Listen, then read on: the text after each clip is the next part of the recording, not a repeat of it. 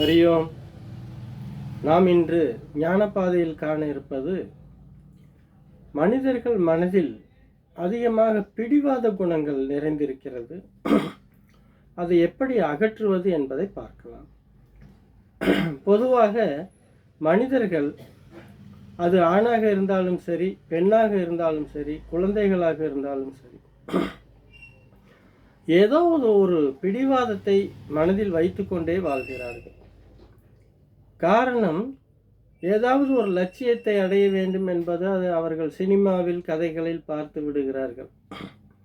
அதைப்போல் நானும் வளர வேண்டும் என்று பிடிவாதமாக, எனக்கு கண்டிப்பாக என்னை எல்லோரும் மதிக்க வேண்டும், என் வாழ்க்கையில் ஒரு உயர்ந்த நிலைக்கு செல்ல வேண்டும், என் பேச்சிற்கு யாரும் மறுபேச்சு பேசக்கூடாது, நான் பணக்காரனாக வாழ வேண்டும், 4 பேர் மதிக்கும்படியான வாழ்க்கையை வாழ வேண்டும் என்றெல்லாம் நினைக்கிறார்கள். அதெல்லாம் நியாயம்தான். ஆனாலும் நாம் அப்படி நடந்து கொள்கின்றோமா? நம்ம அந்த பிடிவாத குணத்தை விட்டு கொடுத்து அனைவரும் மதிக்கும்படி நாம் வாழ்கின்றோமா என்றால் அது இல்லை. இந்த எதிரும் புதிருமான பேச்சு, கேள்வி, பதில் இது எப்படி நடந்து விடுகிறது என்று பார்த்தால், மன உளைச்சல், சண்டை, சச்சரவு, மன வருத்தங்கள், டைவேர்ஸ், குடும்பத்திலிருந்து ஒதுங்கி இருப்பது, கணவன் மனைவி விட்டு பிரிந்து வாழ்வது.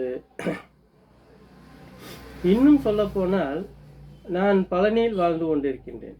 பழனி அடிவாரத்தில் பார்த்தால் ஏகப்பட்ட பேர் சாமியாராக வந்திருக்கிறார்கள். திருவண்ணாமலைக்கும் சென்றிருக்கிறேன். அங்கே லட்சக்கணக்கான மக்கள் தன் குடும்பத்தை விட்டுவிட்டு, தன் குழந்தைகளை விட்டு, மனைவி மக்களை விட்டு, பேரன் பேத்தியை விட்டு சௌரியமாக அவங்கள் பிச்சை எடுத்து சாப்பிட்டு கொண்டிருக்கிறார்கள். இதற்கெல்லாம் என்ன காரணம் என்றால், தெளிவான சிந்தனை இல்லை. உழைக்க தயங்குகிறார்கள். தொடர்ந்து வேலை செய்வது என்றால் அவர்களுக்கு ஒரு மன பயம். இதெல்லாம் இல்லாமல் நாம் என்ன செய்கின்றோம் என்று புரிய வேண்டும். மனித பிறப்பு என்றால் என்ன என்று தெளிவாக புரிந்து கொண்டு வாழ வேண்டும். அப்படி வாழ்ந்தால் மட்டுமே இந்த வாழ்க்கை உங்களுக்கு சிறப்பளிக்கும். அதனால் யோசியுங்கள்.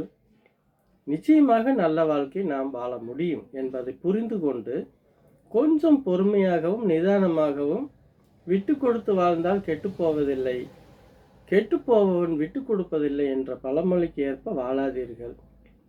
நல்ல வழியை தேர்ந்தெடுத்து நீங்களும் நன்றாக வாழ்ந்து, அடுத்தபடியாக உங்களை பின்பற்றி வரும் சந்ததிகளும் நலமுடன் வாழ வழிகாட்டுங்கள். நல்லது. இந்த காணொளி உங்களுக்கு பிடித்திருந்தால் மற்றவர்களுக்கும் பகிருங்கள். ஆர்ட் ஆஃப் சாய் யோகா என்றும் யூடியூப்பில் இருக்கிறது, கண்டு மகிழுங்கள். நன்றி. மீண்டும் நாளை சந்திப்போம்.